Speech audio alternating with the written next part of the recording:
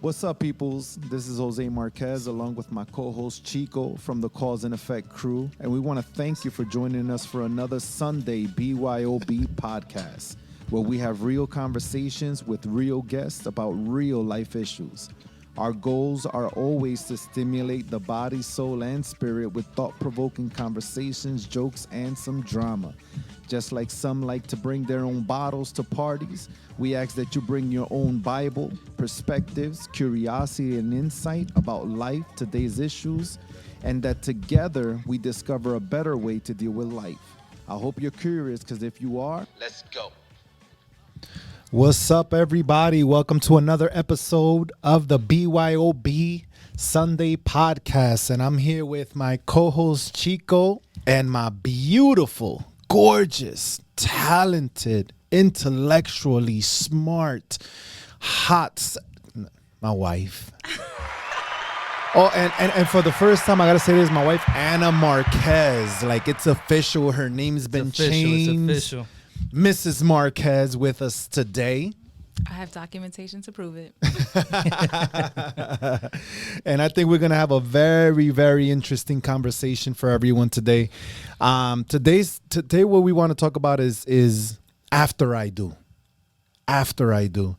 I think there's so many times that we spend all this time, all this energy, all this money, so much money on a beautiful wedding. And it's a beautiful day, right? Like, it's a beautiful day. It's amazing. So many memories, 2,000 something pictures. It's dope, right? But it's one day. And what we want to talk about today is, like, what happens after that day, right? What happens after you say I do? And I think that's important because, I mean, the rates or statistics of people getting married are going lower and lower and lower. People are just opting out of that. But I think marriage is a beautiful thing. But before we get into the after I do, I want to talk about the before I do or the I do's, right? Mm-hmm. And I want my wife to just share our wedding day. That was fun. I loved our wedding day so much. It was like way more than what I had anticipated. And we got engaged in June of 2020. And then we got married October 15, 2020. So that was just 4 months of engagement and planning and bridal showers, bachelorette parties, bachelor parties. Photo shoots, engagement shoots, everything. Buying a dress, getting the location. So it was just in short 4 months. And it's always crazier for brides than for grooms. Like, for us, it's just like, tell me what color you want me to wear. We'll make it happen. and going to taste whatever you need to taste for the venue. Food. Yeah. It's more of like you're just there to kind of agree. Yeah. Because if you don't agree and she wants it, you're just there. I mean, if he doesn't agree, it's still my wedding. Like, it's gonna be like, I'm just there. You'll be all right. I'm just there. Yeah, you'll be all right. You won't even know. No, but I had the help of my sister and my mom, which, like, they're the best. Yes. And for me, it was more the after the I do part that I was looking forward to the most. Like, the wedding day, like, for me, it was so easy to plan it because I just wanted something nice. I didn't really care. Like, it didn't have to, I wasn't like a bridezilla where I needed to have like the perfect flower, or I needed to have like that specific veil, or I needed to have that venue. Like, for me, it was like, give me 2 options and that's it. Like, let me choose A or B. Let's keep moving. Next, what's on the list? Like, I just wanted to get to October 16 so bad because I wanted to just start like, all right, now my marriage begins. The wedding day was beautiful. That day, I was just excited. I wasn't nervous. Everybody kept telling me, like, are you nervous? Are you nervous? Are you nervous? I'm like, no, I'm just excited. Like, let's go. Like, I'm ready. What's 3 o'clock? Like, my hair's done. My makeup's done. Like, can I have my dress on? Like, let's go. Let's take these pictures and let's be there at 3 o'clock. And, walking that, we had a long walkway to the altar. And that was, like, my favorite part. Like, I relived that moment in my head over and over. Like, why? Just because, like, the anticipation, like, it was everything I wanted in that moment. Like, I had my dad there. I had like this sense of calm and peace. I knew like I wasn't like I didn't feel like I was making like a wrong decision. Like I knew like there was a presence there. Like there was just a relaxation moment where I was like, okay, I can like step into this moment. This is gonna be like a big journey, and I'm ready. Like I felt super ready, super prepared, and just walking down and like everybody was looking, and I just like I couldn't see, which is I really wanted to see what you look like. But the glare of the sun behind you, like I couldn't really see, so I was just looking at this like figure, and it was still kind of. It was cool. glory. It was just got it was like, that glory. That's pretty cool. It was this glow, and I'm like, oh, what does he look like? I can't wait. Like, Is he crying? yeah. He better be crying. He better be And I'm crying. my dad's like rushing me down the aisle. I'm like, savor the moment, Dad. Savor the moment. Not yet. And then I finally get to like the altar, and I see, my husband, and I'm like, oh my gosh, this moment is like perfect. It was like a divine moment for me the whole day. And then like afterwards we partied, we had good food, good music, good company, and it was just like a celebration. So It was awesome. fun. Yeah. I was happy to be there. We were happy to have you guys there. I mean, the people that ended up showing up, I've always said, like, those are the ones that had to be there. Yeah. Like, there was a lot of people that canceled, some an hour before, but we're not going to really get into that. But it's like you could cut people slack because you can say, oh, COVID.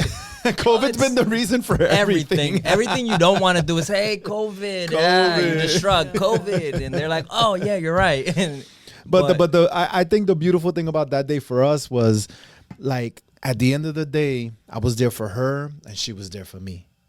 And you could kind of sense that throughout the whole night, into the reception, into the after party, into going to our room, which her father had put flowers all over the room for us. He had folded ducks.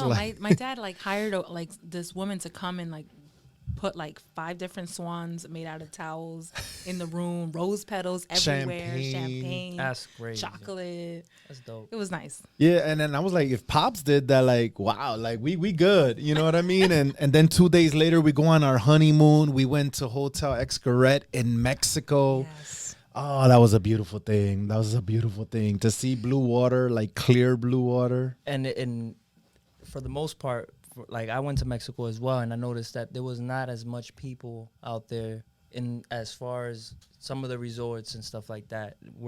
Was your resort packed, or was it like decently? On the Saturday, I think it was the day that it was the most busy and the most traffic was on Saturday. The reason why I asked that because it just makes it more peaceful when you have like Yes. the place to yourself in a sense. During we had we stayed during the weekday, and it was really nice because there wasn't like that many people there. It almost felt like we did have the resort to ourselves, kind of. And again, when you're focusing on your spouse and your significant other, it's almost like, when you take a picture with the iPhone that you can make everything around the actual object of the picture blurry, but the thing that you want to capture, that's what you capture everything. And I think that was our honeymoon, that was our wedding. Yeah, all this was going on in the background, but at the end of the day, it was just here. Right, it was just here. So we spend those few days in Mexico, and then we come back. Right, we come back to what they say. Oh, now it's back to reality. Like I had a lot of people tell me that. Oh, now it's back to reality. Now it's back to the real thing. And it's almost like they say it negatively. Like they try to create that energy and that ambiance of the fun's over. Yeah. But you know what? The fun hasn't stopped. The fun hasn't stopped. And I think that when we talk about after I do, we're talking about after the wedding day. We're talking about after the honeymoon. Like, how do you keep the spark going? How do you keep the love going, the passion going, the life of the actual thing going? And I think what has helped us is that all along, the priority for us has been the marriage. Not one day called a wedding day. Not a few days called a honeymoon, but a life called a marriage. Yeah, I think we were very intentional with preparing ourselves for October 16 and till forever and beyond. Yeah. Can I ask a question?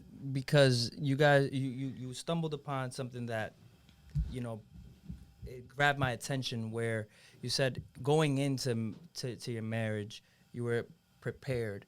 What's the mentality going into marriage for some people? Because there's some people that they joke around with, oh, now the fun is over. And it's kind of like basically making it sound like you're trapped now.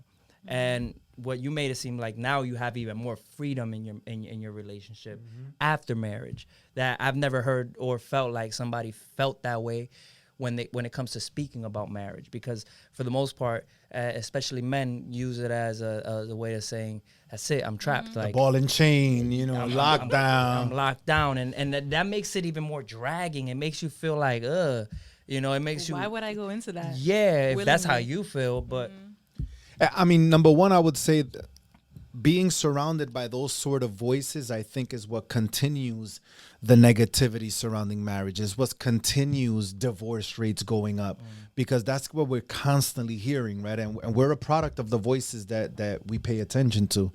But for me personally, number one, I've shared it on past podcasts that I've been divorced. But that has never been a detriment to me to wanting to get married again. Like after my last divorce, I was like, all right, I made this mistake. I shouldn't have done this. But that's not going to stop me from loving. That's not going to stop me from sharing my life with another person. And slowly but surely, God did his work of healing. And I reconnect with Anna. And thankfully, I just knew my life was going to be way better with her than without her. And I know some people in the audience might be like, oh, but you don't have to get married to do that. As a person of faith, number one, I do. But number two, I just feel that marriage is it just adds that layer of commitment. It adds that layer of security. It adds that layer of covenant between not only us, but now bringing God into the equation. And he's been our support from jump. Yeah. How about you? No, and I think it's different when you really enjoy somebody's company.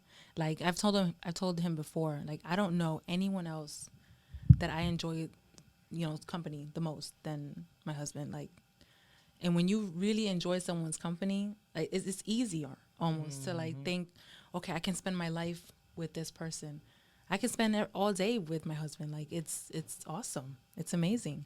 And the thought of like spending forever, that's a no-brainer. And I get the opportunity to serve him too, which is, it's almost like a double benefit. I serve him, but it also like fills me too to serve him. So it's a win-win And the whole serving is a word that is taboo for especially millennials and some of the younger generation. But we serve one another. Like there's things that I do, there's things that she does, and we don't see it as quote unquote, oh, I'm serving you here. Right. I'm your waiter. It's just I'm loving you. Like we replace that word with I'm just loving you. These are these are ways that I express my love to you. These are ways that I show you, I demonstrate that I love you. Because I think if a marriage is going to remain strong, if you're going to remain strong after I do, you have to heighten the things you did to get them. Not only must you continue doing them, but now you got to take it to another level. Yeah, it's constantly serving one another. Yeah, and just constant demonstrations of affection, of love, of whatever that might look like to you. Because again, there's 5 different love languages. Everyone understands love in a different way because we all got different backgrounds and different circumstances. Like for me, it's words of affirmation and physical touch. I would say most men have physical touch, either one or two. It's just how we're wired. But for me, it's words of affirmation. So, when she tells me, oh my God, babe, you look good. Oh my God, babe, you're losing weight. Or, oh my God, babe, like, wow, you're working out on your shoulders. She might be lying. I mean, I'm believing she ain't, but that fills me. Why? Because I didn't have a lot of things growing up. And when I hear it, it does something to me. That's just how I'm wired. But with her is acts of service. So whenever I'm able to serve her, to do something for her, it just fills her love tank, So I know that if I fill her love tank during the day, I'm able to make a withdrawal at night. See, and it's a loving withdrawal. It's a passionate withdrawal. It's a withdrawal that's not, hard. It's not You're not difficult. pulling it. Like it's not like pulling teeth. It's Which is what a lot of marriages have. When men talk about ball and chain, oh, it's gonna get boring now. Oh, the same thing for the rest of your life. Yeah, and it's awesome, dude. You know what I mean? But there's just so many people that unfortunately is become that because they're no longer making the deposits. So, they've used the example of marriage being like a flower, right? When you don't water the flower begins to die. And I think this is what happens with a lot of men. They don't water the flower during the day, but then at night they want to go smell the flower and the flower stink. Like, dude, you wasn't watering it throughout the day. That's a you thing. That's not a her thing. So, we've decided, after marriage, we were going to develop habits. We were going to develop habits that would keep us on the right track, right? Because again, like, love has to be more than a feeling. Love has to be more than a goosebump. definitely. Love has to be more than, oh my God, when I wake up floating because I'm next to you. Like there's days like I give her my back, she gives me her back, but it doesn't mean we don't love each other. There's just days that those physical emotions are in there. And you have to wake up and understand, like, nah, love is way more than that. Love is way more than that, right? We're talking about grown-up love, not kid love, and I think that's why so many marriages end in divorce, because we're looking for this kid love. We're looking for this emotional love, this passionate type love. And passion is a byproduct of chemicals that are flowing through your body, but chemicals can't flow through your body for the rest of your life because you'll die. There'll be a chemical imbalance. And unfortunately there's so many marriages that are waiting for those chemicals to continue. But again, we've decided to one of the verses that we shared the last time we were here when we talked about the little things. If you haven't caught that podcast, check it out. It's on our YouTube channel. But in the little things, we use this verse that has blessed us even in our marriage, where, the King Solomon, he says, you must protect me from the foxes on the prowl. Foxes on the prowl. Foxes who would like nothing better than to get into our flowering vineyard while it's in bloom. And that's what a relationship is, right? It is almost like the little foxes are always trying to get into your grass because they see your grass as being greener, and they see your grass that you put in work, that you and your significant other put in work. And that's why it's green. So they're like, I want to be lazy and I just want to destroy your garden. I want to go in your garden and steal its fruit. Right. And this is how we have to see our relationships. Our relationships are a garden that it's going to grow the seeds that we put in it. And it's something that you have to take care of on a daily basis. Like my dad is a huge green thumb type of guy. He has every flower you can think of in his backyard. The backyard looks like an oasis. It's incredible. Wow. But I see my dad go to the backyard every morning, 6 o'clock in the morning, to check on his garden, to see what's missing, what needs to be fed, what needs to be watered, what needs to be removed, what needs to be, the sun needs to come into this section of the garden. We need some shade in this section. He's always doing an assessment of the garden. And I feel like we have to do that too. Like, we have to assess our garden. We can't just say, okay, it's watered. Or the last time I watered it was 3 days ago. It should be good. No, it's a daily assessment of what your relationship is, what your garden looks like. And I love that, babe. Little habits over time create a huge impact. Little habits over time create a huge impact. And one of the habits that we've created was we take scripture and we share it with one another daily. So we take one verse for the whole week, and during that whole week, we're talking about it. We're sharing it with one another. How can this help us? How will this look in our marriage? How will this look in our relationship? And, I think that's one of the things that has helped us continue to build on our marriage. One of the first verses that I chose, because she chooses one week and I choose one the next week. And the first one that I chose was Matthew, when Jesus tells his disciples, seek first the kingdom of God and his righteousness, and all things will be added unto you. And when Jesus is saying this, he's basically saying put God first. If you put God first, you'll never be put last. If you put God first, you'll never be put last. And that's one of the things that we've tried our hardest to do, whether it, when it comes to prayer, when it comes to our spiritual lives, we try to put God first. Right? How did that verse kind of speak to you? Individually, I feel like it's a lot easier than together. And I think that's why, like, sometimes marriages can seem so hard. It's because, like, individually, okay, I can see God, I can, do my own thing. But together, there's, like, this added pressure, kind of. And I think for me, like, that's the most, like, daunting, because I want to get it right, because I'm that type 1 type person. So I just think that individually is easier, but there's more work when it's, let's look for God together in our marriage as two people that are now one. I feel like there's a challenge, but it's definitely easier with you. Oh, so cute. I wish I had that sound effect. But again, I mean, when as a relationship, you have certain morals, certain convictions that you share with one another, right? Because I think a lot of times as couples, we don't go deeper into our relationships. Like, what do we believe concerning marriage? What do we believe concerning children? Because vulnerability is hard. Vulnerability. Are we going to be vulnerable? I think the level of vulnerability, if it doesn't increase, you're not ready for marriage. You're just not ready for marriage. You have to be at a place in your relationship where you feel that I could be completely naked, body, soul, and spirit before my mate, and I'm fine and I'm good. When you get to that place, everything takes on a whole nother level. Sex is better, communication is better.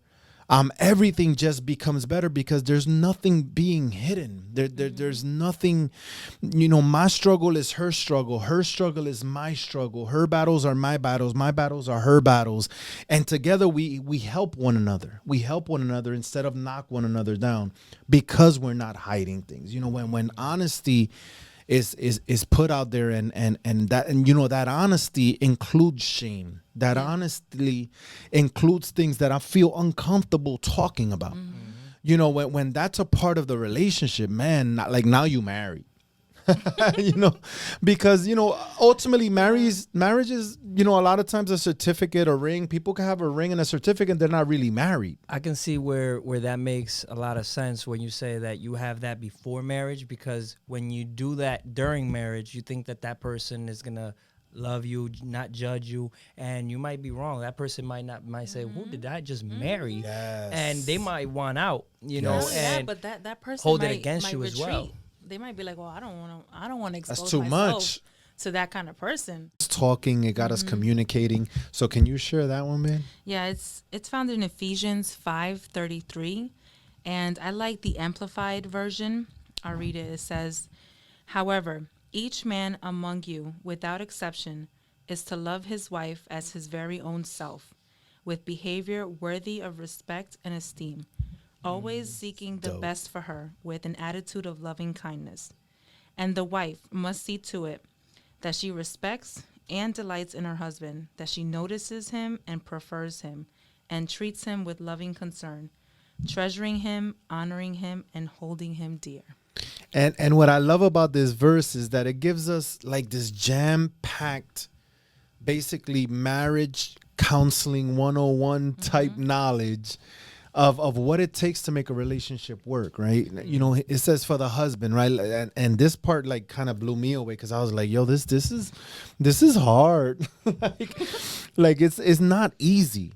We don't want to come out here and paint this picture that marriage is easy, that marriage is natural, and marriage is not going to come without sacrifice and work. No, marriage is sacrifice and work. Anything worthwhile is going to cost you something. Absolutely. Anything that's worth it, right? The more worth something has, the greater the cost. And we apply that to everything, to cars, to houses, to clothing, to sneakers, to shoes, but we don't apply it to relationships. Mm-hmm. If a relationship doesn't cost you nothing, it's usually because it's worth nothing. So you know, when we enter into a relationship that we feel is costing us, we feel it's pushing us towards sacrifice, it's pushing us to become a better version of ourselves. That's the one you need to focus on, not run away from. Yeah. And I think there's just too many times we run away from those relationships. We don't want to put in the work. We don't want to grind. We don't want to have difficult conversations. Why are you always talking to me like, I don't want to talk about that. Leave that alone. You know, the more things we continue to say, leave that alone, leave that alone, leave that alone. Usually I'll be leaving you alone and you'll be leaving me alone. We won't even be together. You know, because hard conversations have been, I think, the foundation of our marriage. Yeah, I agree. And if we break this down a little bit, I mean, I'll let you speak about your husband's part, but The tough part. yeah, the wife part, you know, when I first read it, I was like, oh, I feel like it's so much more work for the wife than for the husband. It's not fair. It's false.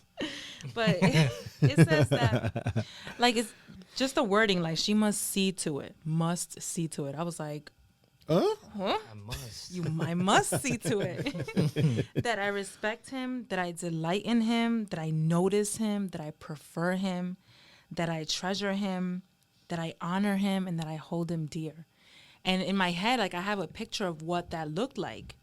But what I came to understand was I need to ask him, how does that look like for him? Because I can treasure him in my way of treasuring someone, but it may not translate the same for him. He might be like, I don't feel treasured. And I'm like, I'm doing all this work to treasure you and to hold you dear and to notice you, and it doesn't translate the same way. So I think that's something that, like, when I read it, I was like, I need to find out how he wants to be noticed, how he wants to be treasured, how he wants to be respected, so I can do my role. I must see to it.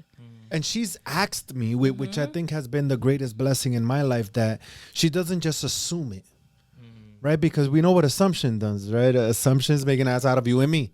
Like that's what assumptions do. Yeah. And, you know, and we constantly assume, especially when it comes to relationships, like, oh, no, if he's smiling, that must mean he's happy. But there's just so many times we get very, very good at hiding our pain behind a smile. But, you know, Anna will sit down and she'll be like, babe, like, do you feel like I've been honoring you? Do you feel like I've been affirming you? Like, she'll literally ask me that. And I don't be used to it. I'll be like, what do you mean? Like, did I do something wrong?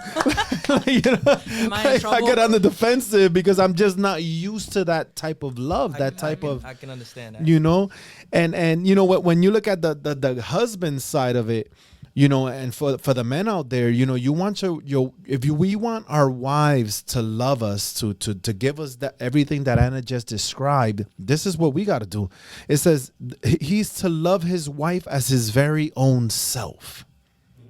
Like, it should get to the point, if I'm hurting you, I'm hurting myself. And you got to feel that.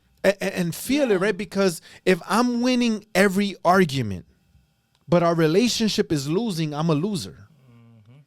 So what good is it to always fight to be right, but in the end the relationship is wrong? It's just common sense. Something is off right there, right? So it says he should seek to love his wife as his very own self. But then it says with behavior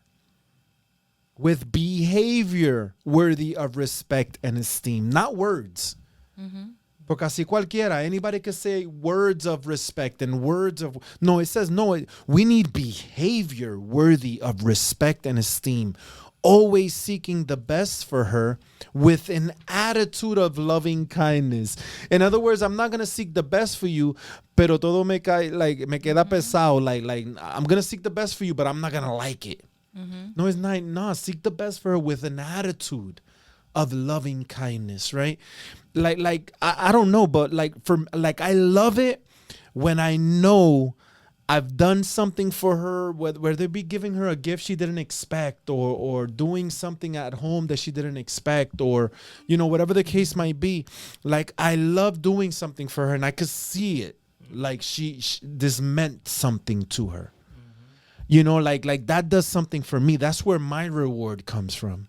Yeah. And you know that again, this verse is just stacked with meat for relationships. Like, and it just removes a lot of like the pettiness that sometimes you see in relationships. Like, oh well, he did that to me, so I'm a, like that tit for tat that a lot of people do in relationships, and like it hurts me when I hear that, because I'm like, oh, but how do you respect him if you're like maldiciéndolo, like, you know what I'm saying, like, or if you're like being petty, like, how do you notice him? How do you honor him if you're talking behind, you know, his back to your girlfriends or to whoever? Like, respect him and honor him even when he's not there. it's so good. And like that's how you treasure. So when I think about it, I'm like, it's almost like the spirit just convicts me of like, remember what you read, you know what I'm saying? Like, see, when I read this, babe, when it says, and she notices him, like one of the ways that I feel that she notices me is when we eat, we're not on our phones. When we're seeing a movie, our phones are like, we shut our phones off. We both set a passcode in one another's phone. My phone is on lockdown at 9 p.m. Her phone is on lockdown at 9 p.m. I could only open her phone and she can only open my phone. Because after 9. After 9. Yeah. Because at that point is about one another. It's about us. We're doing too much throughout the day, whether it be the BYOB podcast. We did a wake yesterday, a wake tomorrow. On Tuesdays, we have the gathering every Tuesday at 6 p.m. You know, I just got invited to preach at a church in March, which is the first time I'll be preaching at any church in 2 years. Like, God is just moving and doing things. So I need to make sure that in the midst of God opening doors for ministry, that I don't forget my first ministry. So we've taken action steps to ensure that. Because success in marriage isn't going to happen by mistake. yeah. You have to be intentional. We have to be intentional. Avoid the things that hurt and do more of the things that feel good. It's like common sense. You know what I mean? Did you guys do similar things before marriage? I think we did some of the things similarly, but I think there have been. That's a great question. Wow. You're really good at this. That's a really good question. What are some of the things that we're doing new? Well, definitely the passcode thing. That's been helpful. Even just And social media, we're Yeah. only allowed an hour and a half a day. Like a day. And that for me, I think has been the bigger sacrifice, because I'm just like somebody hit me up yesterday and they were like, oh man, thank God you're not on social media, because these politics and everything that's going on I would have been going crazy right now on Twitter and on Facebook, you know, posting my opinion. But, you know, every single minute that you waste or that you invest, every single minute you invest on social media, on someone that's possibly not even reading it, you're taking away from something that really matters. You know, that's how we have to see it. You know, we have to see it as, I'm investing time. If time was money, which it really is, but Absolutely. you know, sometimes we don't see it that way. It's like your own Currency. of your life. That It's you like your can't life get currency back. at all. That you can't get back. So you're giving all of this life currency. I like how you put it. This life currency into other people's relationships, into other people's selfies, into other people's and stuff. then to add to that is because I can be, you know, an example of that sometimes you get FOMO, like if you're missing out on something of a moment on That's a Instagram, battle for me. you know, like for me, sometimes I see something pop up, some news, and I'm like, yo, guys, have you heard this? And they're like, nah. So I'm like constantly informing, or I'll be sending something to Nicole and be like, yo, did you see that this happened? And she's like, no. And I'm like, how do you not see it? Because I'm like constantly refreshing the timeline because I want to know what's going on. And for even myself, it'll come to the point where it takes up 2 to 3 hours of your day. Yeah. That you can't get back. And Yeah. those 2 or 3 hours in the day you could have spent investing in a lifelong partnership, a lifelong relationship, a marriage, but you can't get those back. So now here's 3 or 4 hours that me and Anna could have had together, and I spent it on somebody else's business, on somebody else's issues. You know, so I feel noticed with my wife. Like, I know she notices me. And that's only because like I understand how hard it is for him. Like I fully understand, like this for me it's not hard. I could be off social media for weeks and weeks and it's just like it doesn't faze me. It really doesn't. All right, I'm I think just you and not- Nicole are similar to that, because she can go weeks without posting, months. Yeah, no, it and doesn't. and I'll be losing my brain. Yeah, no, I don't like. I like to read my news from like I prefer to read it. I don't need to like go on the social media to find out Like physically, or you mean like physically, you go to or news go to like a sites? news source. Okay. You know, but I don't really need like I'm not really on my phone like that too often. So after 9 o'clock, like I hardly know where my phone is at all. Like She'll leave her phone in her parents' Yeah, house. like- We'll be home and her That's phone is in crazy. her parents' house. That's I'm like, crazy. oh, I'm man, like, I left would have my went phone. back I like get 5 minutes frustrated later. because she'll be like, I'm like, I'm texting you. I'm texting you. She's like, babe, I don't know where my phone is, and I'm like, how? Guys, how do you not know where your phone I don't is? understand. I don't understand this thing. My husband got me this watch for Christmas, so I could like ding it and like know where it is because I never know. I miss all the messages, The and calls. he's freaking out because Yup. I'm like, he's Yup. like, where are you? I'm like, 'Cause I start I worrying, don't know where my like- phone is. I really don't know where my phone is. Yeah. So for me, that wasn't a battle. That was like, it was just like, okay, whatever, it's no big deal. But I appreciate him Because for you know wanting that to for make him- it for him. It's So a battle. it's just kind of like a sacrifice. Exactly. So I know he's putting in that effort into our relationship. The least I could do is give him affirmations, notice him, treasure him. Like it makes me want to do it even more because I understand how much of a struggle it is for him and how much effort he's putting into this relationship. So for me, like noticing him is easier because I'm like, wow, he's doing this for us. How could I not, treasure him or hold him dear or notice him or notice what he's doing, like, and affirm him for it, because it feels good to know that like you're actually putting in the work into something. And that's been, I think, one of our greatest habits is because again we're making sure that God is at the center of our relationship. We're inviting Him in every time we're sharing His word, But there's other practical things that we do, like we have dinner every night together, every night. We sit down, we have dinner, we pray together. Our phones are away. Unless we're looking for something that we need to know at the moment, like we're having dinner. We're Yeah. forced to communicate. We're forced to talk, right? There's that line, a family that eats together stays together. Prays together stays together. I think, a lot of secular have been using the family that eats together, that sits down and eats together. The statistics of marriages that stay together when they eat together is way higher than those that don't. Something that simple. You would That's never think simple. that. Because again, it creates structure within the relationship. But like when we sit down at dinner, babe, how was your day? That's where things are coming out. So if they're coming out at the dinner table, they don't come out on the bed. So it just makes all the sense in the world. To at that dinner table, have discussions, eat your food together, pray together, enjoy that moment together. So that's been, I think, a good habit that we have as well. Yeah, like I cook every day, but he also washes the dishes after we eat. So that is a little compromise that we like to do, and it makes it easier for me to say, I'm gonna cook for my husband, I'm gonna cook for us, and have a dinner, because he's gonna take care of the dishes after dinner. So it takes a weight off of me. It allows me to appreciate him because he's making this commitment to, I'm going to wash up because you cooked. So this is this partnership that we're creating in the household, this team effort that we're creating. We're serving one another lovingly. He's not like, oh man, I look at all these dishes that you used up to cook. There's none of that. It's just like, I'm going to do the dishes. Or he's not like, oh, look at all this food. This doesn't even taste good. Like, I mean, he may not taste good, but he eats it. No, it tastes good. It tastes good. She's like, you better. Another little habit that we do together, we go to the gym together. We go to the gym together.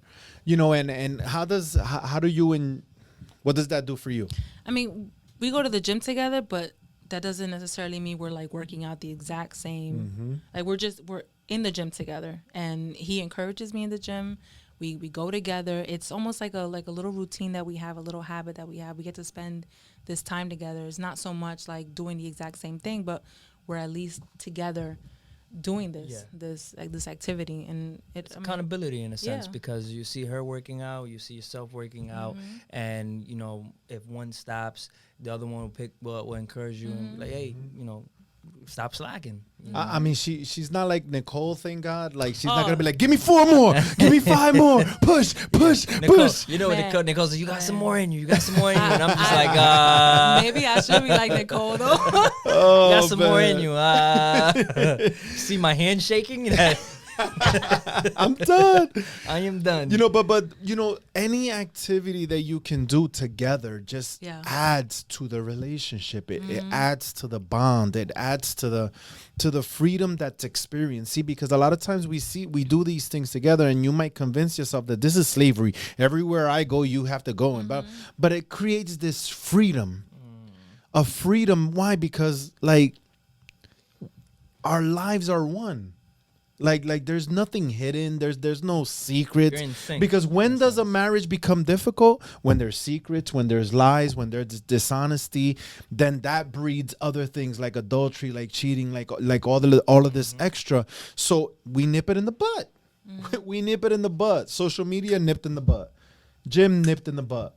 You know, all of these things are nipped in the butt, and we're eliminating the opportunities for the enemy to sow a seed, for the foxes to come into our vine and mess things up. And that's not to say that we don't have our own hobbies and stuff, because we have our own. But that even gives you even more reason to have those, because you guys already have what you guys do together. Yes. So it gives you the opportunity when you do have your own time, you know, it's understood. Yeah. It's not like you're questioning it, you know? Like I'm learning how to play the guitar, so sometimes I need a couple minutes to like, I'm gonna practice because I want to learn this. So it doesn't mean that we have to do everything together. Yes, you know? and then like I'm practicing meditation more, so I'll just lay out in the living room and I'm just meditating, and she's doing her thing, reading a book, or I'm reading a book, or you know, we still have our time where, you know, there's times that she'll go spend time with her sister or spend time with the girls, and that's my time. You know, we're creating a day in the near future where I'm gonna take myself out to dinner. I'm gonna be kind to myself. Why? Because you still need those moments, but it's not because I'm suffocating here. No. It's just because I want to add to the goodness of God in our relationship, so that when we get back together, it's just so much more than what it was. It's like that song, like I'm good when I'm alone, but I'm a force when we're together. I'm good when I'm alone, but I'm a force when we're together. Like that's where we are. That's where we are. But it takes work. Yeah. Like it takes work, and again, and that's not for somebody that wants to be lazy. Oh no, I see that. I see that. That's some work. It's work. You have to do the little things that, again, the little things. It's the little things. You know, we have the habit where, you know, we discuss issues as soon as possible. Like, what's the time frame we've agreed to? 24 hours. I don't want to hear about something after 24 hours, because I want to deal with one thing, not 20 things, because we didn't discuss the other 19 before. You know, and again, scripture, the Bible, God gives us wisdom for this. He says, don't let the sun go down on your anger. What would happen, and this is for all the relationships out there, what would happen in your relationship if you refused to let the sun go down on your anger? Yeah. If you nip things on the butt, if I'm feeling this, babe, this is bothering me, you know, what's good with this? And that's a challenge for me. Like I don't want to say I suffer from, but I really like have a battle with resentment and anger. Like I'll hold on to it and like let it fester inside, and I'm gonna see like how big this grows, and like I'm gonna just like deal with it on my own. Yep. So the 24 you see the emotion in her face while she's sharing it. Right? So that 24-hour timeline was like, I need more than 24 hours, because I need know how to I feel about this yeah, for real. Exactly. I need like a PowerPoint presentation. I need an outline. I need to like I need to come back with facts and with like verses and all kinds of stuff. But So again, for when me, you that's a do this, challenge. like when you do this without realizing it, you know, you allow time to becoming an enemy. Yeah. Because now you begin adding stuff that isn't even really there. Oh. And then the assumptions, and then No. It gets terrible, I man. color the whole situation with everything. Like, And then sometimes, terrible. you know, as guys, this is just real talk. It happens to us more than with females. You know, there's so many things that we do like without intentionality. Like that. So sometimes I'll hurt her feelings. I didn't even know it. but you don't tell me until 3 weeks later. I forgot what I did. Like, so there's no connection of emotion or feeling to what I did because you told me 2 weeks later. Like, tell me when I did it because then I can feel it. And if I feel it, it's easier to create change in the midst of it. Yeah. And that's one of the things, Chico, to go back to your question about what we did differently in when we were dating and we were married. That's one of the things too. Like, we gave each other that 24-hour rule. And that was like pretty much in the beginning of our marriage. We started that. And you know, it's not big things. Like, you can go back through this episode, try to make notes, see some of the things that are working in your relationship, aren't working in your relationship, and see what you can implement. See, some things you might want to discard is just not for you, and that's cool. But I think if there's anything you can take from this episode, and from our marriage, our very young marriage, you know, another thing that we've done before we close the episode, because I think it's vital. And you hit on it before when you mentioned how people begin to say, oh, the ball and chain, oh, your life is over, your life is changed. You know, having the right relationships around you. Like, one of the things that we're doing is we're being intentional about being surrounded with friends, but couple friends. Like we don't have a lot of singles around us. That's crazy because I had that conversation with Nicole. Like, we've gone out and recently, you know, went out to a friend's house, Fernando's house, and there's couples there, and we had a great time. And then we also are able to see how couples act. We're able to understand, you know, moments and how, you know, some of them have been together and married for many years. Some haven't been married yet, but they've been living together for 11 years plus. So then you see that and you're able to kind of see, oh, you know, this is kind of normal whether it's, you know, I don't want to use the word normal. I want to use that these things happen in people's lives as well. So we're not the only ones, or we're not the only ones that feel some way when this happens and stuff like that. So it gets you to see sometimes what you don't want and what you do want. And the conversations are different. You know, the conversations are different, and they almost always go back to relational type issues, relational type stuff. Not that every single couple we're with, like, we want to be like them. Yeah. Like, that's definitely not the case, you know, but there's things that you can learn from everyone. And so you learn and add and you discard what's not for you. That's what we're trying to do, like with the couples, is just how do we invest in them? How do we pour into them? How do we make these relationships meaningful to us? And how do we help them if we can, how, you know, and vice versa. Like, how can we pull from them? How can we learn from them? How can we glean lessons from them? Because if we're gonna change this culture that's gone around of, you know, infidelity and relationships that don't last, you know, like in my prior relationships, you know, I had one very toxic prior relationship that unfortunately it was so toxic, and part of it was I didn't know her friends, she didn't know mine. So you know that there's something off there, and what ultimately ended up happening, that bred, you know, dishonesty, that bred a lack of trust, that bred all these things, because these things don't just happen. There's actions that take place that lead to reactions. There's a cause and effect. You know, things don't just happen. Absolutely. You know, that there's always a cause that led to the effect, and when we ignore this, oh no, it just happened. You know, we just grew apart. No, you didn't grow apart. You worked apart. You did like things to lead just each other like apart. This relationship is work. So is a friendship.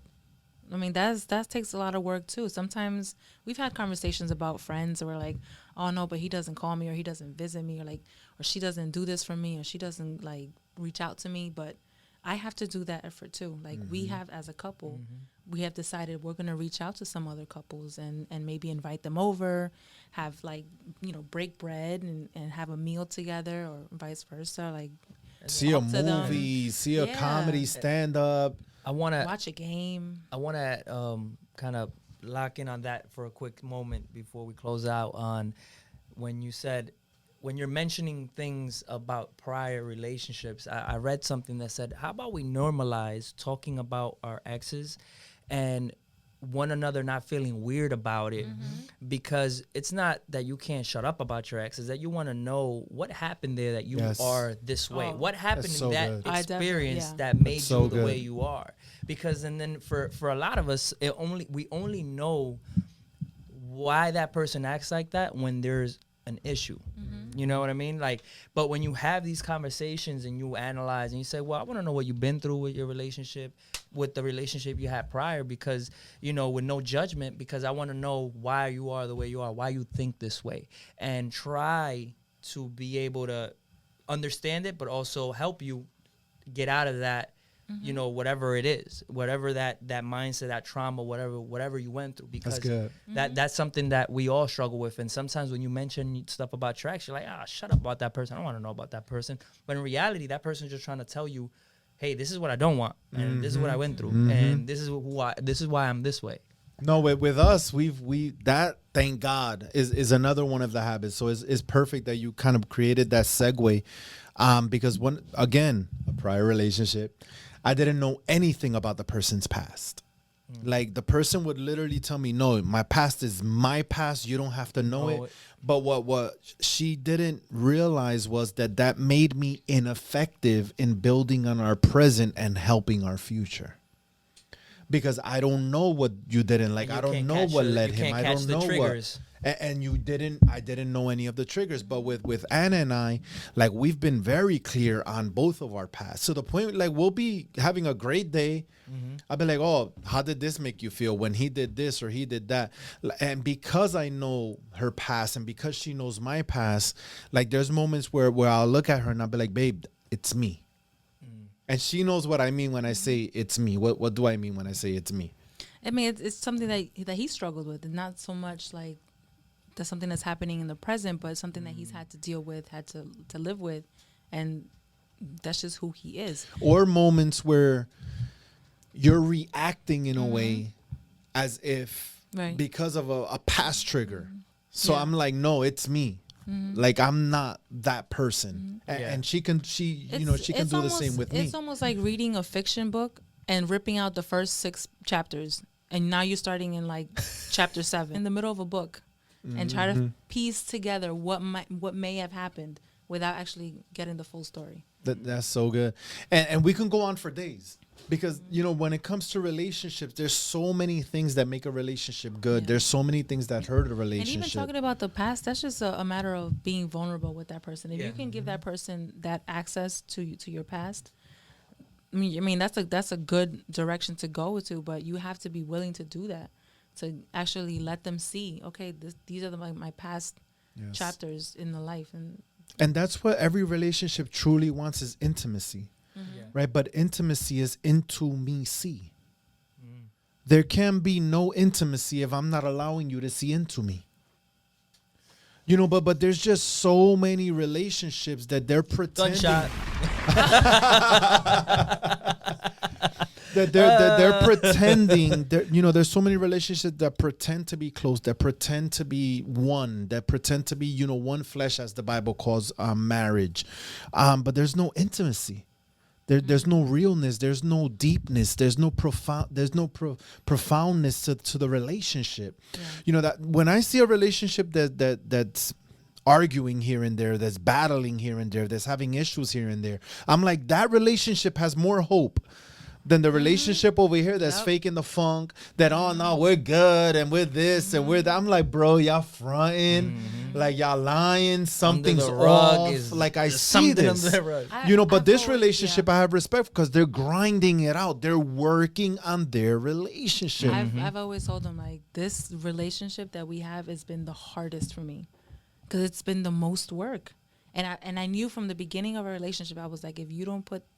me talking to myself, if you don't put this much work into the relationship, it's never gonna last.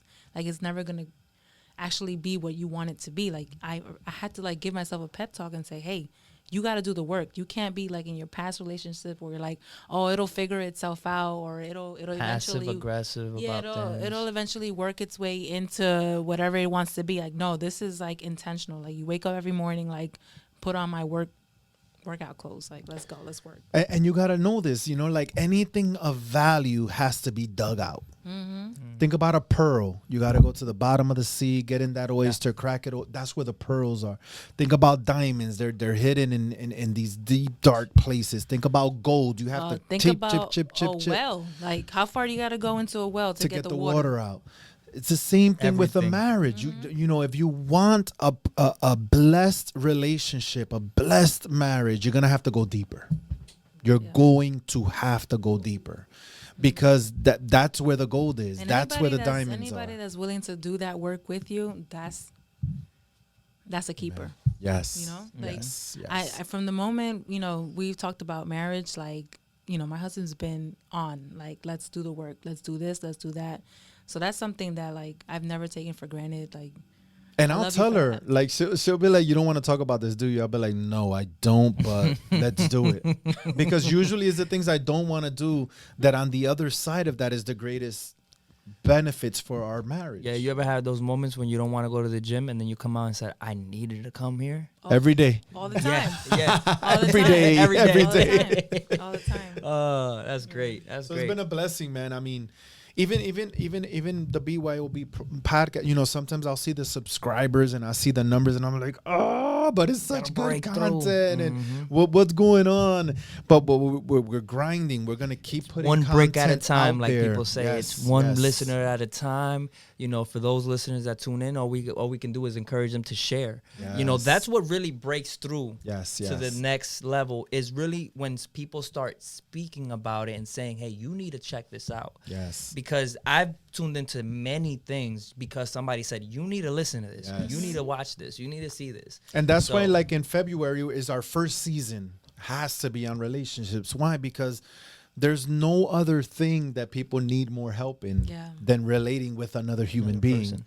You know, and there's nothing more rewarding than being successful when you're relating to another human being.